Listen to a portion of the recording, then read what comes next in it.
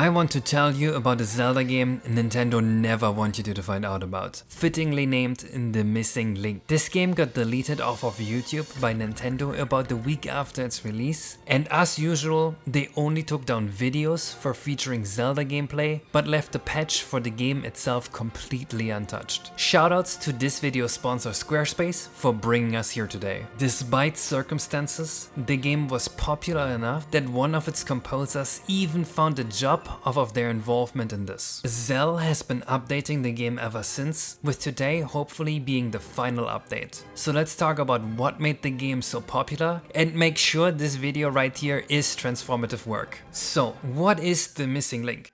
In this game, you follow Link's story between Ocarina of Time's ending and Majora's Mask's start. Why was Link in the woods here at the beginning of Majora's Mask? Why does Link have this new shield? Did you even notice he had a new shield? Why does he have his new sword? Why is Link not with Navi at the beginning of Majora's Mask? What does this scene at the end of Ocarina of Time mean?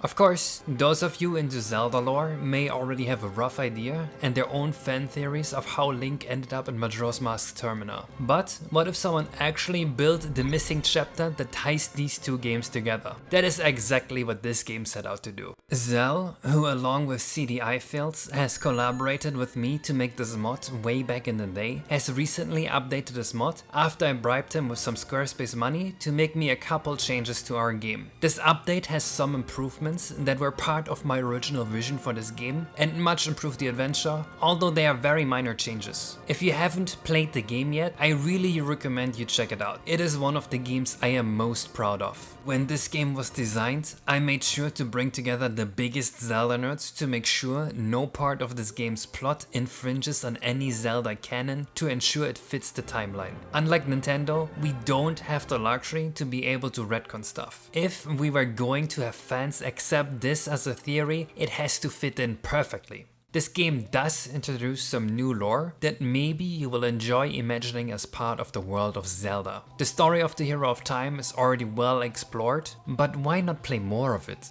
This game has an entirely custom soundtrack, mostly composed by Zero Volt and Badoop, and what you hear in the background right now is part of it. I love the Deep Woods theme so much, man, it's perfectly fitting for this game. The design of this game is most inspired by Majora's Mask, which is my favorite Zelda game by far because of how alive its world feels. I enjoyed the world exploration in Zelda games a lot more than the dungeon crawling, but don't worry, this game does have traditional Zelda dungeons, which I'm sure many of you guys are yearning for after the official source has not given you guys a traditional 3D Zelda dungeon since 2011 with Skyward Sword. And even those felt very different from the design present in the Nintendo 64 titles. As a side note, it is kind of crazy how Majora's Mask has by far the most heart pieces out of any Zelda game and all the masks on top, and it was made in just 2 years on top of all that. Majora's Mask is amazing, man, I love that game. Of course, this game runs fully on original Nintendo 64 hardware at decent frame rates. We made sure to match the aesthetics and detail levels of the original Zelda game to the best of our ability. Hopefully you will feel right back in 1998 when you play this one. A lot of people have told me that they play this game as though it was part of an official N64 Zelda trilogy during the Zelda marathons, and that makes me very happy.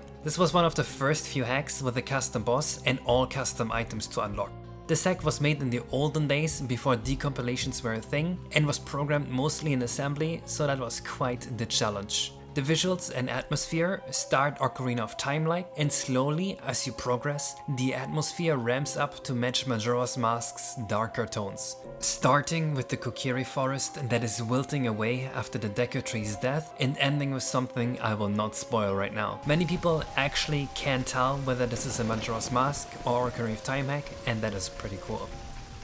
Here's something that may surprise you. Of course, there are tons of Mario 64 mods and much fewer Zelda Nintendo 64 hacks. But this is not because the tools didn't exist. Zelda had equally as good, if not better tools available for a long time. So why aren't more people making more Zelda hacks? I think it is because it is way more difficult to do a good job. When you make a Mario 64 mod, 90% of the fun is already baked into Mario himself. His movement is the game. You could throw him into a mostly empty level with a couple of blocky platforms and a star and it would still be fun. That game is powered by how good it feels to control the character. For Zelda, it's different. Almost the entire game's design works through the worlds, story, and puzzles the creator designs. Because of this difficulty, and because my game was well received, I want to talk a bit about the game design philosophy that goes into this game, as far as that's possible without spoiling too much. To maybe help inspire a couple more people to make Zelda mods, and reason why I think some of the stuff was well received. Now that Wise Guy's Majora's Mask recompilation exists and the decompilation exists, making mods has never been easier, and I encourage everyone who is interested to give it a try. Recompilation is also super easy to set up and can run on basically any machine built after 2008 due to how well made the recompilation is. The first thing to talk about is the world design. Visually, we wanted it to fit right in. For this reason, the textures used are a mix of Ocarina of Time, Majora's Mask, and some custom textures. It's important to me that every level feels like a place, something that has a history and a reason to exist. The world layout of this game opens up as you progress along and has shortcuts to cut down on idle walking time. We wanted to prevent a Hyrule Field type situation where you would spend a long time just holding forward. This naturally leads to a world that loops back around to itself, which lets players discover hidden paths or shortcuts while discovering the geography of the world. I think that making those connections felt very rewarding for players. Next, puzzle design. This is one of the hardest parts for a Zelda game. You need to make puzzles that are interesting, creative, and can be solved by any player of any skill in finite time. This is a bit of a cursed problem. The most interesting puzzles are typically also the most complex ones, and it's very easy to accidentally make it impossible for some players to solve your puzzle. It is a lot safer to make less interesting but much easier to beat puzzles. Of course, there is no direct correlation here. It is absolutely possible to make an interesting but beatable puzzle, and that is our goal. This required many tricks. Consider the secret passage puzzle. Our first trick here is that we have opted to put multiple hints for each puzzle into the world, where if you picked up on just one of the hints, you would be able to progress. Of course, Zell and CDI helped brainstorm more ways to throw hints across the map too, so shoutouts to them. If a player ever got stuck, they would start looking around more carefully, and they would usually be bound to find one of the many hints. They may only pick up 1 out of 10 or so subtle clues, but that will be enough to solve it. And solving a puzzle with just one subtle clue without the game telling you anything and not holding your hand made everyone feel like a genius. Imagine you figure out that there must be a secret path just from noticing some scratch marks on the floor. Like, wow, you're so smart. That worked really well. And another way to help players solve puzzles was to prime them the right way. What is priming? Well, imagine you are in the bathroom washing your hands and I asked you to tell me the missing letter in this word. S-O-blank-P. What is the blank letter? There's a very good chance you would say that this spells soap. But why not soup? Because you are in the bathroom and that's where the soap is. Soup is in the kitchen, silly. By taking advantage of this associativity of the human brain, we can prime the player into using one item first before they try another. Another famous real-world example of this is, and I need you to answer my questions out loud, what color is paper? Right, it's white. White, white, white, white, white. What do cows drink? Milk? No, they drink water. If you said milk, you got primed so hard into milk that you've given a wrong answer despite your best judgment. One very simple example in-game of that would be this puzzle here. The player needs to burn this web, but there is no fire. We give the player an unlit torch and make the pots in the room spawn Deku sticks. Now, any Zelda player knows that webs and lit torches go together to burn webs on the floor. You learn this in the Deku tree in the very first 3D Zelda game. So the player is successfully primed to try to burn the web like that. Now the player needs to think of how to lit the torch. Fortunately, there is an item in the game that lets you shoot fire horizontally that you've learned to use earlier in the game. I also want to talk about dungeon design. I've said before that modern Zelda dungeons feel different. They're mostly about progressing room to room. In contrast, old Zelda dungeon designs are much more about making sense out of the space you're in and figuring out how the rooms relate to each other. There's also a factor of being fairly limited at what you can do at first until you find the item that lets you go back to earlier places in the dungeon and be much more free in how you can get around. This is a lot harder to design.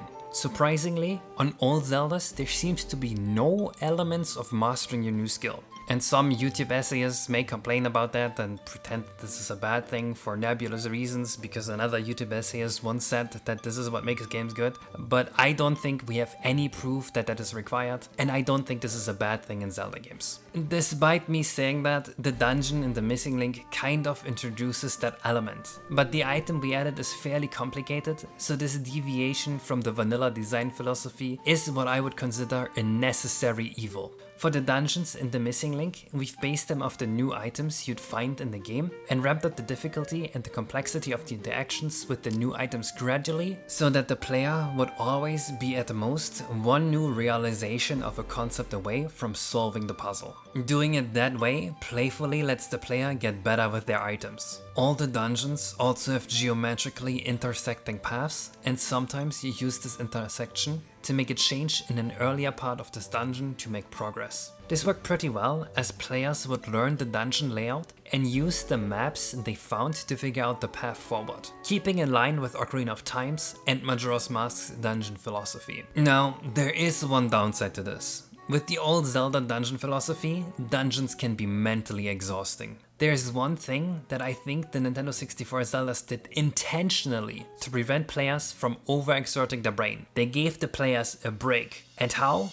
With fights. The combat in Ocarina of Time and Majora's Mask is objectively not exactly a brain teaser, but this is just what you need. You hold up your shield, you wait until the enemy does his thing, and then you counterattack. It is that simple for almost every enemy, but this is great. This gives the player an opportunity to just turn their brain off and regenerate their thinking muscles while also making progress. We've used bigger fights after more challenging puzzles to give the players that opportunity. You can actually use this concept to predict where Zelda dungeons are going to put their big fights and make more sense out of the original game's designs too. And lastly, without spoiling anything, the final boss fight's design. I can already tell my personal feelings are going to be unpopular, but personally, I find little joy in almost every boss fight in every video game. In my view, boss fights are best used as set pieces and not as a fight. So, for the boss fights, it was very important to me that it would look extremely cool and gave the player goosebumps. For this reason, we put a lot of work into music, animations, cutscenes and visuals for this guy. The fight itself is broken down into two phases gameplay-wise. A puzzle phase and an action phase. The puzzle phase is first, and it's relatively harmless damage-wise, but its audio-visual language screams danger. The player is still excited from the introduction and now has to figure out the puzzle of how do I damage this thing. And while they are basically safe during this phase, I suspect most people felt a fair bit of danger. Of course, most people will take some damage here before figuring out how to damage the boss, but that is completely fine. After you've dealt damage to the boss in the first phase, phase 2 starts. You now know what to do, and we can ramp up the action, the amount of hitboxes and the pace of the fight. This phase is an execution test, and you better brought some milk, because this phase was pretty difficult for many people. In the execution test, no more thinking is required, and it's all about how well you can move Link and dodge attacks.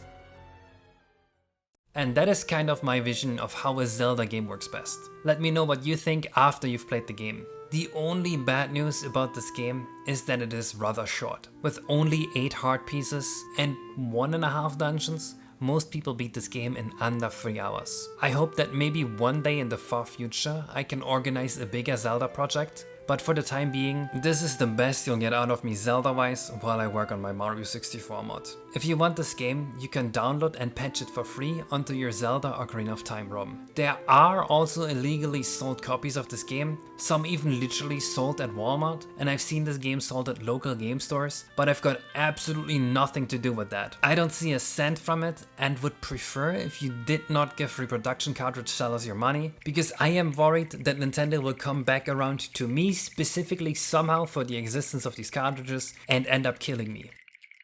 Thank you for watching. If you want to see more projects of mine, you can check out Return to Yoshi's Island. I've been working on this game for years at this point. All the 15 main courses are done. I'm working on the overworld, I'm working on side levels, I'm working on story content, I'm working on polishing everything up and bug fixes. This is going to run so well on Nintendo 64. In the background you can actually see footage of the game, and I hope you look forward to it. Bye bye.